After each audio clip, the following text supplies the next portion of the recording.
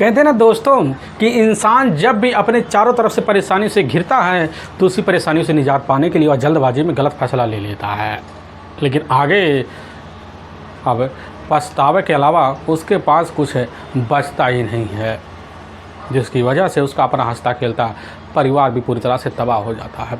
आज की घटना में सेम कुछ ऐसे होता है। एक व्यक्ति होता है, अब अपने चारों तरफ से परेशानी से इस तरह घिर जाता, बस उसी से निजात पाने के लिए एक ऐसे हत्या को अंजाम देता है जिसकी कोई कल्पना नहीं कर पाता है। लेकिन पुलिस के सामने जब सच्चाई निकल के आती है, इसे सुनने के बाद लोगों के रोंगटे भी खड़े हो जाते हैं। आखिर क्या था इस घटना में, इस घटना में क्या हुआ, इस घटना की आप पूरी तह तक सच्चाई जानने के लिए इस वीडियो को आज आप लास्ट तक जरूर देखिएगा। नमस्कार दोस्तों, मैं प्रदीप कुमार आपको इस चैनल पर मैं स्वागत करता हूं। दोस्तों आज की यह जो सच्ची घटना है, यह घटना सुनाने से पहले मैं आपसे छोटा सा रिक्वेस्ट करना चाहता हूं। दोस्तों एक बार जाकर आपने इतनी प्यारे हाथों से आप इस चैनल को सब्सक्राइब जरूर करें, ताकि आपकी वजह से इंपॉर्टेंट होने के नाते है जो वीडियो काफ़ी लोगों तक पहुंचाया जा सके, और इसके लिए हम आपके तहे दिल से शुक्रगुजार रहेंगे। दोस्तों आज की यह जो सच्ची घटना है, यह घटना ठीक उत्तर प्रदेश में महानगर पड़ता है अब कानपुर, और उसी के अंतर्गत एक जाना माना अरमापुर अब थाना भी पड़ता है। मैं बात कर रहा हूँ ठीक है 24 सितंबर साल 2024 का ही। तो इधर अरमापुर थाने के अंतर्गत एक जाना माना मज़ार आता है, उसी के पास से एक व्यक्ति गुजर रहा होता है। लेकिन जैसे ही अरमापुर थाने के पीछे पहुंचता है तो उसी वक्त एक व्यक्ति बड़ी तेज़ से कहते हुए उस व्यक्ति को आवाज़ लगाता है। अब जो रास्ते से गुजर रहा होता है व्यक्ति, वह आवाज़ को कराते आवाज़ को सुनता, तो सुनने के बाद उस तरफ देखता तो एक व्यक्ति पूरी तरह से वहाँ खून से लथपथ अवस्था में पड़ा हुआ है, और करीब जाता है तो जो व्यक्ति होता है पूरी तरह से खून से लथपथ अवस्था में अपने जेब से एक मोबाइल देता है, और देने के बाद अपना नाम इंद्र बहादुर उर्फ है इधर विजय कुमार बता देता है। कहने लग जाता है कि एक बार हमारे बड़े भाई वीर बहादुर के पास कॉल कर दीजिए, और जैसे ही वह मोबाइल देता तुरंत जो होता है नंबर उसमें दिखाता, एक नंबर मिलाया जाता है वीर बहादुर के पास। और जैसे वीर बहादुर को इस चीज़ की जानकारी दिया जाता है कि आपका जो भाई होता है इंद्र बहादुर उर्फ है इधर विजय बहादुर पूरी तरह से यहाँ खून से लथपथ अवस्था में अचेत पड़े हुए हैं। इस तरह का खबर पाकर तुरंत जो होता है वीर बहादुर अब अपना साधन लेता, चंद मिनट के अंदर जो होता वहाँ पहुँच जाता है। लेकिन इंद्र बहादुर को जैसे ही अब वीर बहादुर देखता तो उसी समय इंद्र बहादुर यही कहने लग जाता है कि एक बार आप अपना मोबाइल चालू करिए और हम अपना बयान देना चाहते हैं। और वीर बहादुर तुरंत अनर्भर अपना मोबाइल निकालता है और मोबाइल का वीडियो रिकॉर्डिंग ऑन कर लेता है।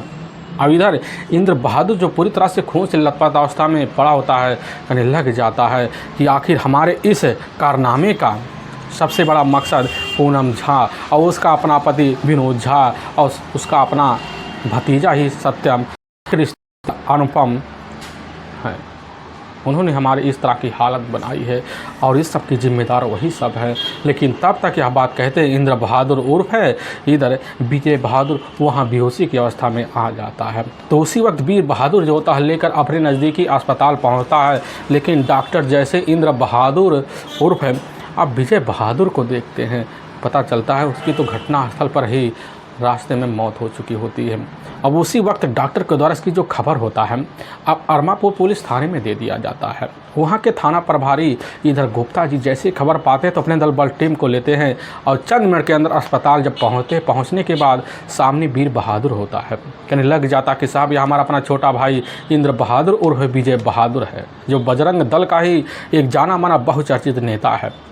और जैसे यह बात वहाँ के थाना प्रभारी गुप्ता जी सुनते हैं उसी वक्त एक्शन में आते हैं और इधर जाकर इंद्र बहादुर उर्फ विजय बहादुर के बॉडी का तौर तक निरीक्षण करते हैं। पता चलता है गले पर किसी तेजधार नुकीले वजनदार हथियार का बहुत ही गहरा निशान होता है, और पीछे वाले हिस्से पर किसी वजनी से प्रहार करने का एक बहुत ही भारी गहरा निशान बना होता है। और पुलिस की जो टीम होती है तौर तरीके से इधर बॉडी का निरीक्षण तो करती है, लेकिन पता चलता है कि आखिर जो होता है हत्या ने बड़े बेरहम तरीके से इंद्र बहादुर की हत्या की है।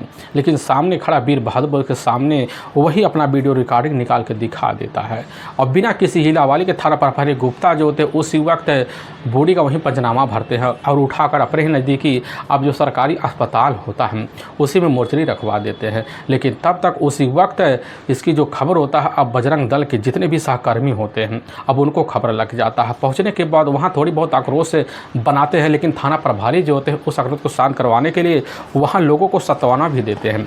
तो लोग समझ बूझ कर जो था उसी समय अपने इस फैसले को वहीं शांत करते हैं। लेकिन थाना प्रभारी एक्शन में आने के बाद इस केस की जांच पड़ताल करने के लिए सबसे पहले जो होता है वीर बहादुर की तरफ से जो होता है इधर जाकर पूनम झा और उसके पति विनोद झा और उसका अपना भतीजा सत्यम और उसका अपना एक रिश्तेदार अनुपम के ऊपर धारा 302 और 201 के तहत हत्या का मुकदमा दर्ज कर लिया जाता है। लेकिन पुलिस का मकसद यही होता है, कैसे न तैसे कर हथकंडे चारों के चारों चढ़े। लेकिन पुलिस की टीम यही जानना चाहती थी कि आखिर जो था सच्चाई क्या था।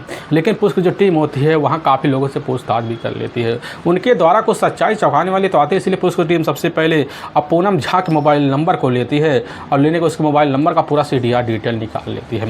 यहाँ तक कि घटनास्थल पर लास्ट लोकेशन को पुलिस की टीम जांच पड़ताल में लाती है तो पता चलता है कि इधर पूनम झा जो होता है आए दिन इंद्र बहादुर के मोबाइल पर खुद कॉल के जरिए बात किया करती थी और कई घंटे, और यहाँ तक कि घटना से लगभग कुछ घंटे पहले जो होता है अब इंद्र बहादुर के द्वारा इधर पूनम झा के मोबाइल पर कॉल किया गया होता है। और पुलिस का जो शंका होता है पहले के किन बदल जाता है। इसलिए पुलिस की जो टीम होती है और एक टीम लेती पहुंच जाती पूनम झा के अब घर पर, और पूनम झा और उसके अपने पति विनोद झा को पुलिस के अपने कब्जे में लेती है और लेकर थाने पहुंच जाती है। लेकिन पूनम झा जब पुलिस को देखती है तो पहले तो इधर की बात करती है, अपनी उलाहना देती है, कहने लग जाती है कि साहब हम ऐसा कोई कर्म कर नहीं सकते हैं। लेकिन पुलिस के सामने जब वीडियो रिकॉर्डिंग होता है वही निकाल के दोनों को दिखाया जाता है तो बिना किसी हिला हलवाली के वह टूट जाते हैं। कहने लग जा फिर मजबूरी थी, लेकिन उस मजबूरी के बारे में जो सच्चाई इधर पूनम झा और विनय झा बतलाते हैं, इससे सुनने के बाद लोगों को अपने कानों पर कतई अब यकीन भी नहीं होता है। असल में उत्तर प्रदेश का जाना माना जो महानगर पड़ता है अब इधर कानपुर, उसी के अंतर्गत जाना माना एक कल्याणपुर अब थाना आता है, उसी के अंतर्गत एक जाना माना शारदा नगर मोहल्ला पड़ता है और उसी में इंदिरापुरी भी पड़ता है। अब वहीं के रहने वाले अब इधर विनय झा होते हैं, उनके परिवार में उनके माता पिता पे होते हैं, लेकिन उसका अपना खुद का एक ही बहुत बड़ा भौतिक सुविधा वाला फैक्ट्री होता है, आलीशान मकान भी होता है। परिवार में किसी चीज़ कोई कमी नहीं होता है। कारखाने की वजह से परिवार जो होता है अपनी दबंगई जारी कर देता है, क्योंकि उधर जो होता है खुद मौके पर विनय झा का जो अपना बड़ा भाई होता है वह अपने एरिया का एक जाना माना दबंग किस्म का होता है। लेकिन इधर जो होता है पूरे इलाके में अलग रुतबा होता है और इसी रुतबा की वजह से जो होता है मौके अपने एरिया में एक दहशत फैला लेता है। लेकिन इसी बीच विनय झा जो होता है बराबर अपने कारखाने की वजह से अब इधर कुछ लेन देन करने की बाहर आना जाना बना लेता है। और तभी घटना से मात्र अब 9 साल पहले जो होता है उसी इलाके के रहने वाली पूनम झा होती है। पूनम झा की खूबसूरती को जो पहली नज़र में अब विनय देखता तो दीवाना सा हो जाता। दीवाने होने के बाद जो होता है दोनों मिलकर अब यहाँ तक कि प्रेम प्रसंग जारी कर देते हैं। और इसी बीच की जो खबर होता है विनय झा के परिवार वालों को लगता है तो विनय झा जो थी बड़ी जल्दी पूनम झा को अपनी बहू बनाने के लिए स्वीकृति दे देते हैं, जिसकी वजह से अब पूनम और विनय दोनों मिलकर तौर तरीके से धूमधाम से शादी भी कर लेते हैं। और शादी करने के 8 साल के अंदर जो होता है लगभग 2 बच्चों की माँ बन जाती है। लेकिन समय से अपनी ज़िंदगी इधर पूनम और साथ विनय झा बिताना शुरू कर देते हैं, क्योंकि आलीशान मकान होता है, घर में किसी से कोई कमी नहीं होता है, अपनी दबंगई अलग दुनिया में बनी होती है, कारखाना बड़े तेज तर्रार से चल रहा होता है। भाइयों की मदद से जो होता है मौके पर इंद्रपुरी में जाकर इधर खुद 30 साल पहले जो होता है अब विनय एक आलीशान फ्लैट बनवा लेता है और फिर वहाँ रहना शुरू कर देता है। रहते रहते जब कई साल का वक्त बीतता तभी घटना से मात्र अब 4 साल पहले जो होता है विनय झा के घर में अचानक जो होता है कुछ नवनिर्माण मकान की शुरुआत हो चुकी होती है। तो उसके लिए जो होता है दरवाजे की जरूरत, जिसके लिए अब फर्नीचर वाले मौके पर व्यक्ति की ज़रूरत पड़ जाती है और प्लम्बर की खोजबीन करने के लिए जब निकल जाता तो उसी बीच जो होता है मौके पर उसकी जो मुलाकात होता है जाकर इधर एक जाने माने अपने इलाके के मशहूर बजरंग दल का ही अब नेता होता है। मौके पर अब विजय वीर बहादुर जो ठीक है रामकरण फील्ड गन के एक जाने माने इलाके का बहुत बड़ा व्यापारी होता है, जिसके टोटल 3 भाई होते हैं। लेकिन विजय जो होता है मौके पर अब इधर तीसरे नंबर पर होता है और फर्नीचर और अपनी फैक्ट्री की वजह से अपने इलाके में जो होता है तौर तरीके से उसका रुतबा भी अलग होता है। ऑलरेडी शादीशुदा पे होता है, लेकिन उसके परिवार में उसकी अपनी पत्नी जो होती है बड़ी खूबसूरत भी होती है। लेकिन खूबसूरती पर मौके पर उसकी जो मोहमाया हो एक दिन जब हट जाती है तो बाहर जो होता है उसका अपना रुतबा काफ़ी औरतों के साथ बदल जाता है।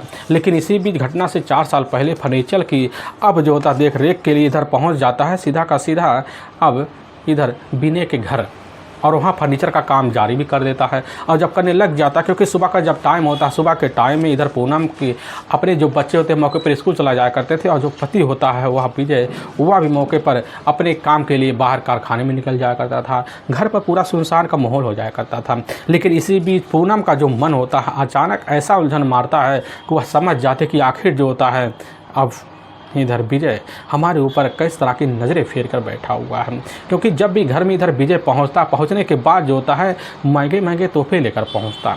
लेकिन यह बात पूनम नहीं समझ पाती। लेकिन पूनम के मन की ऐसी हलचलें बढ़ जाती है कि पूनम जो होती है अब बराबर अपनी मीठी मीठी बातों में अब इधर खुद जो होता है विजय को उलझनों में डालना शुरू कर देती है, जिसकी वजह से विजय बड़ी जल्दी जो होता है अपने मन मुताबिक बातें में मीठी मीठी बातों में खुद पूनम को उलझाना शुरू कर देता है। क्योंकि इधर जो होता है मौके पर विजय को एहसास हो जाता है घर में हम दोनों की बातों करने में बड़ी कठिनाई दिख रही है, जिसके बाद फैसला लेता है। फिर इधर पूनम से जो होता है बात करने के लिए उसका मोबाइल नंबर भी ले लेता है और चोरी छुपे जो होता है पूनम अब विजय से बात करने लग जाती है। लेकिन मौके की तलाश में बैठा रहता है। और तभी एक दिन जैसे ही शाम का टाइम होता है उसी वक्त अब इधर विजय को पता चल जाता है कि मौके पर विनय जो होता है अपने काम के लिए बाहर गए, वह बच्चे तो है नहीं। तो उसी वक्त विनय अब पूनम के पास, विजय जो होता है उसी वक्त अब पूनम के पास फ़ोन कर देता है, कहने लग जाता कि इस वक्त तुम्हें गुरुदेव जो चढ़ा है वहीं पर आना पड़ेगा। और यह बात जो होता है जब कहता पूनम उसी समय मना से कर जाती है, लेकिन धमकियाँ पे धमकियाँ देना शुरू कर देता है, जिसके बाद पूनम डर जाती है और मजबूर वश जो होता है गुरुदेव चौराहे जब पहुँचते तो होटल में लेकर पहुँच जाता है। और विजय जब पहुँचता है तब तक नाश्ता पानी कराता है, लेकिन वहीं खूबसूरती का इतना तारीफ़ कर देता है, जिसकी वजह से पूनम अब जो होता है विजय की दीवानी सी हो जाती है। और फिर उसी दिन से जो होता है बराबर अब इधर विजय का पूनम के साथ उठका बैठकर चालू हो जाता है। और यहाँ तक कि उसी होटल में बराबर मिलना जुलना और रिश्ते का सिलसिला भी बन जाता है। यह सिलसिला जब चलता है चलते चलते कई महीनों का वक्त बिगड़ जाता है। लेकिन इसी बीच की जो खबर होता है कभी अब विजय को नहीं लग पाती है, जिसकी वजह से जिसकी खबर जो होता कभी अब विनय को नहीं लग पाता है, जिसकी वजह से अब विजय अपनी भरपूर तरीके से फ़ायदा पूनम के साथ उठाने लग जाता है। और जब उठाने लग जाते हैं तो तरीके से ज़िंदगी होता है बड़े आसानी से गुजरने लग जाता है। लेकिन समय जो होता है इधर जो होता है खुद विजय उर्फ है इंद्र बहादुर का तौर तरीके से बीतने लग जाता है। दोनों की अपनी मन मुताबिक ज़िंदगी चलती है। लेकिन इसी बीच जो होता है अब पूनम को सच्चाई पता चलता है कि इंद्र बहादुर जो अपने इलाके के जाना माना एक बजरंग दल का नेता भी है और उसका रुतबा ही अलग है, जिसकी वजह से अब पूनम इधर खुद जो होता है अब विजय से दूरी बनाना शुरू कर देती है। लेकिन विजय को यह बात मन में अटपटी ला जाती है और विजय जो होता अब पूनम के ऊपर दबाव तक नहीं बल्कि उसको यहाँ तक उसको अपने पति को रास्ते से ठिकाने लगवाने के तौर तरीके से आइडिया बदलना शुरू कर देता है। और बार बार मोबाइल पर वही पुरानी रिकॉर्डिंग के जो वीडियो होते हैं अपने पतिजनक के पूनम के मोबाइल भेजना शुरू कर देता है। यही कहता है कि अगर हमारी बात ना मानी तो तुम्हारे लिए पूरे घर में एक कदरी घंटी बज जाएगी। और इधर पूनम से बात पे यही कहने लग जाता है कि पूनम अपने घर में तुम कुछ नशेली और कोई फील रख दो ताकि तुम्हारे परिवार वाले जिस लाख पहुँचे हम दोनों मिलकर शादी कर लें। लेकिन पूनम जब यह बात सुनती सच्चाई छुपाने की बहुत कोशिश करती है। लेकिन एक दिन अपने पति के सामने जब खुलासा करती है अब उसका जो अपना पति होता है बिना उसी समय अपनी होश हवास खो बैठता है, वह कुछ समझ नहीं पाता है। लेकिन तब फ़ोन मिला देता है और इधर विजय को उसी वक्त धमकाना भी शुरू कर दे। लेकिन विजय जो होता है अब पूनम दोनों को धमकाने लग जाता है। और इसी बीच जो होता है तभी 9 अक्टूबर साल 2017 को अचानक जो होता है बीच चौराहे पर झपेड़ा पुलिया पड़ता है। वहीं जो होता है दोनों के बीच झड़प होता है। लेकिन इधर जो होता है अपने जेब से अब विजय पिस्तौल निकालता है और विनय के ही पैर पर लगा देता है, जिसकी वजह से वहाँ केस का सिलसिला बहुत तेज़ बढ़ता है। पुलिस पहुँचती है और ले जाकर जेल में डोलता है, अब विजय को डाल देती है। लेकिन कुछ महीने नहीं बल्कि 10 महीने का वक्त बीत जाता है। 10 महीने बाद जब छूटने के बाद दोबारा वापस तो आता है और फिर जो होता है अब षड्यंत्र के तहत सबसे पहले कारगिल की व्यवस्था करता है। और फिर इधर विजय जो होता है विनय के घर भेज देता है और कैसे न तैसे कर जो होता है वह गर्ल अब इधर पूनम से मुलाकात करती है और पूनम को एक नया मोबाइल गिफ्ट कर देती है, नया सिम भी गिफ्ट कर देती है। और ताकि पूनम चोरी छुपे जो होता है विजय के संपर्क में बनी रहे। लेकिन इधर जो होता है मन में अपनी स्थिति को बताते हुए पूनम जो होती है अपने घर में सारी बात को दबा जाती है।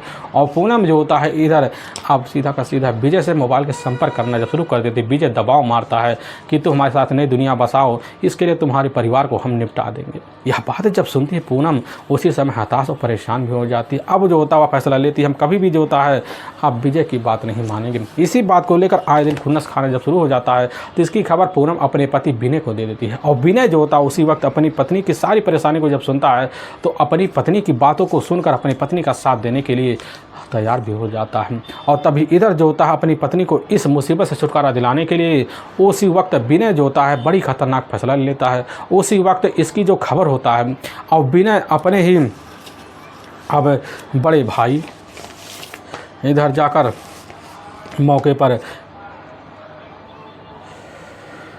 अनुपम को दे देता है और अपने ही भतीजे सत्यम को दे देता है। अब चारों के चारों मिलकर प्लान बनाते हैं, उसी प्लान के तहत मौका निकालते हैं। लेकिन जैसे ही अब इधर जाकर ठीक है अब 24 सितंबर साल 2024 का वक्त होता है तो शाम का टाइम होता है।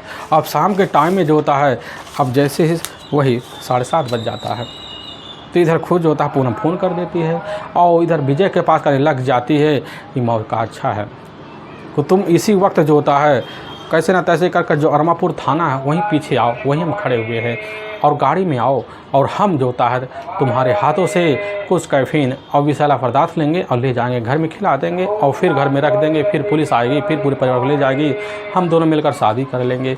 यह बात जब सुनता विजय उसके मन पर चढ़ा कर आ जाती है और तुरंत बोलेरो लेता है। चंद घंटे के अंदर जो होता है पहुँच जाता है अरमापुर पुलिस थाने के पीछे। लेकिन उससे पहले जो होता है इधर और विनय का ही अपना बड़ा भाई और भतीजा वहाँ खड़े होते हैं। और जैसे पहुँचता तो अचानक जो होता है अब पाँचों के पाँचों ऊपर उठते ही इधर अब विजय के ऊपर टूट पड़ते हैं और टूटने के बाद बड़े बेरहम तरीके से एक चपाट से वहीं से हत्या कर देते हैं।